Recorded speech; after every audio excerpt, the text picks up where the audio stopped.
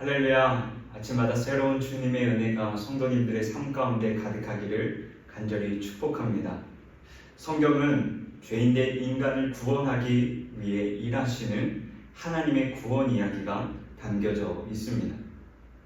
인간은 끊임없이 하나님의 말씀에 불순종하고 하나님 앞에 거역하지만 하나님은 그럼에도 불구하고 신실하게 구원을 이루어가시는 이야기가 성경 안에 담겨져 있죠.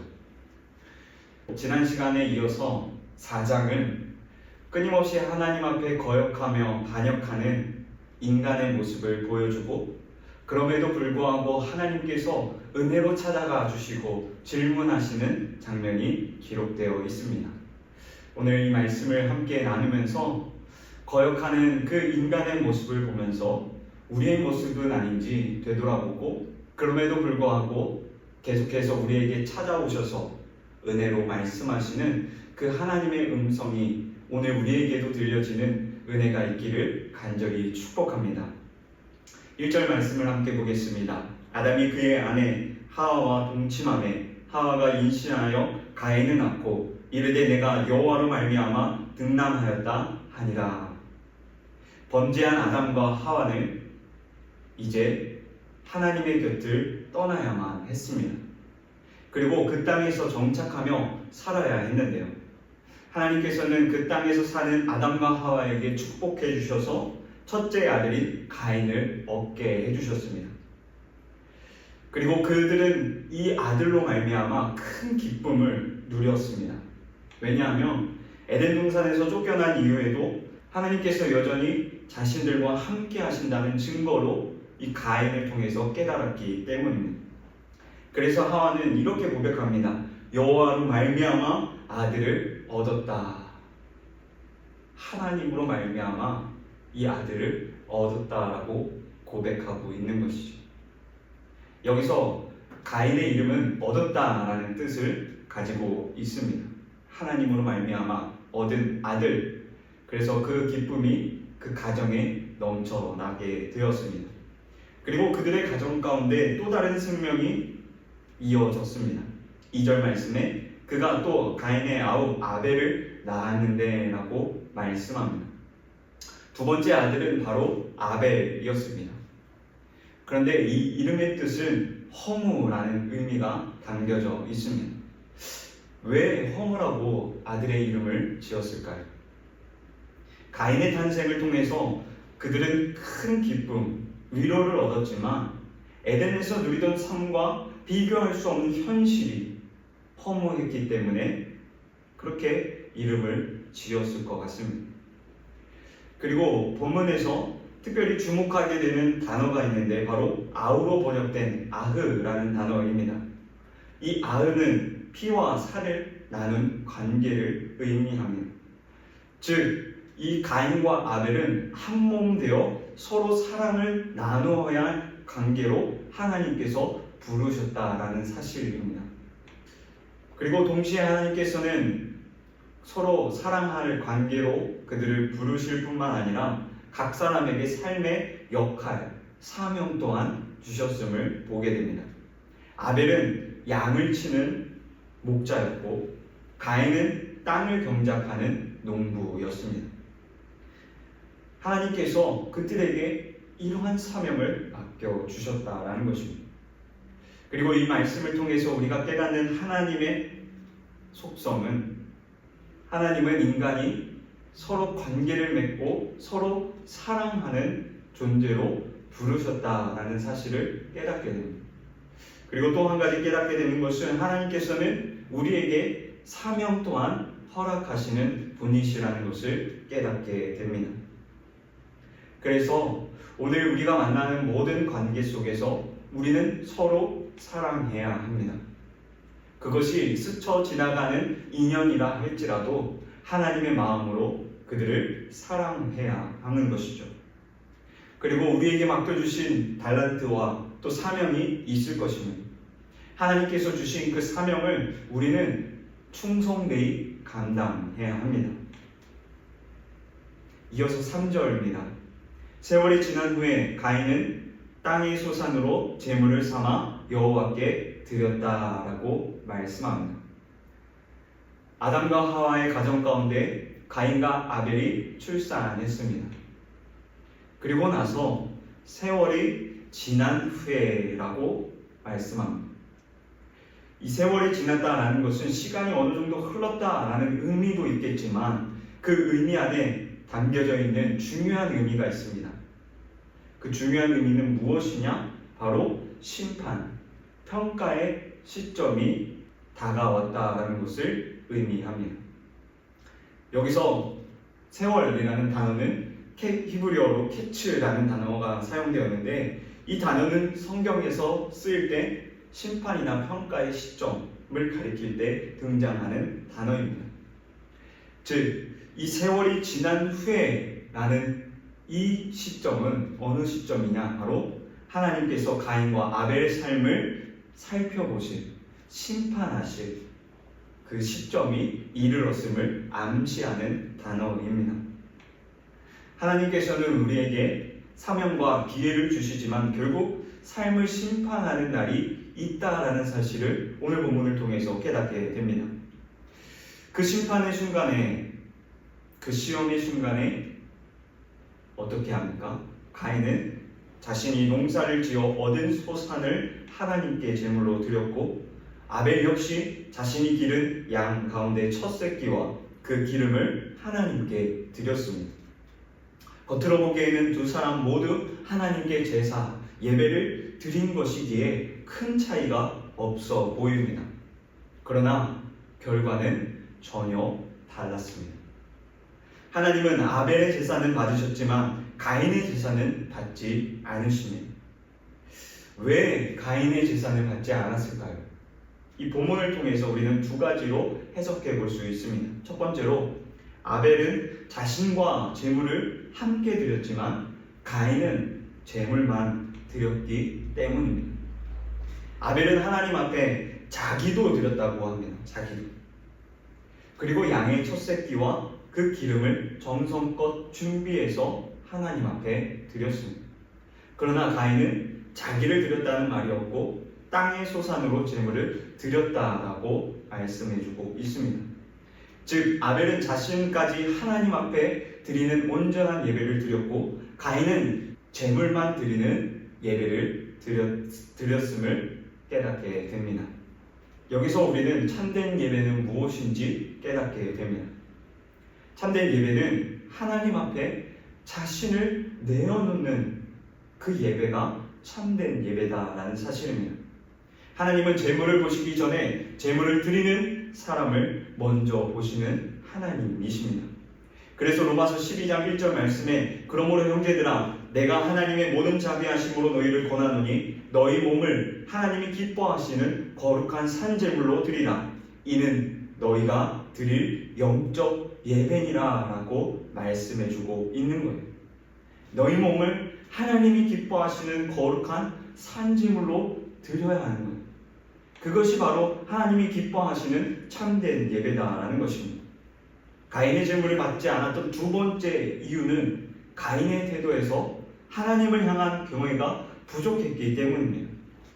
하나님께서 그의 제사를 받지 않았을 때 가인의 태도는 어떠해야 했을까요? 왜 하나님께서 나의 예배를 받지 않으셨지? 내 제물에 문제가 있는가? 아니면 나의 삶에 뭐가 문제가 있는가? 자신을 돌아보는 것이 마땅합니다. 그러나 가인은 오히려 하나님께 분노했습니다. 이것은 그가 하나님을 존중하고 경외하는 신앙을 가졌다기보다 자신의 기준이 먼저였음을 보게 됩니다. 그래서 하나님을 판단했던 것이죠. 왜 내 예배를 받지 않으십니까? 그러나 하나님은 결코 업심여김을 받을 분이 아닙니다. 중심은 들이지 않은 채 왜 나의 예배를 받지 않느냐라는 그 반항적인 태도로 요구한다면 그 태도는 오히려 하나님을 모욕하는 행동입니다.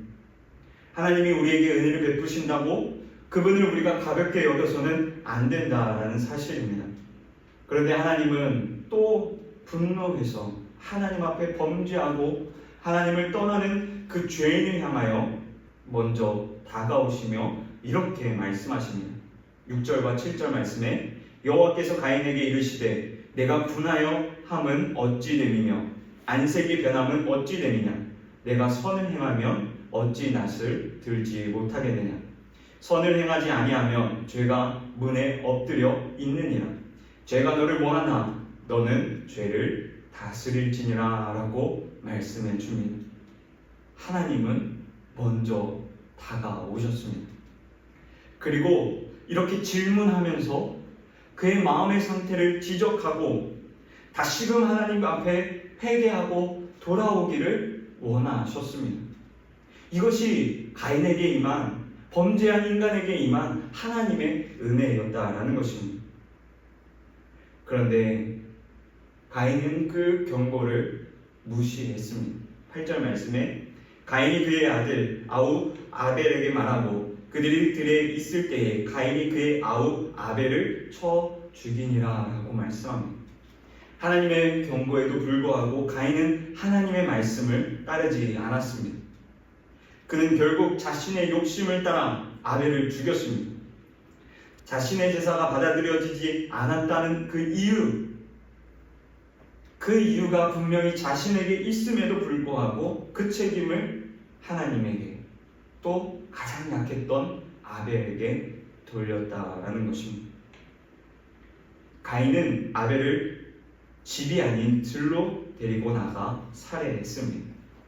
이는 사람이 없는 곳에서는 하나님도 보지 않을 것이라는 죄인의 잘못된 생각을 보여줍니다. 그러나 하나님은 언제나 우리를 지켜보고 계십니다. 그렇기에 우리는 코람데오 신앙, 하나님 앞에서 우리의 신앙을 늘 바르게 점검하고 살아야 하는 것이죠.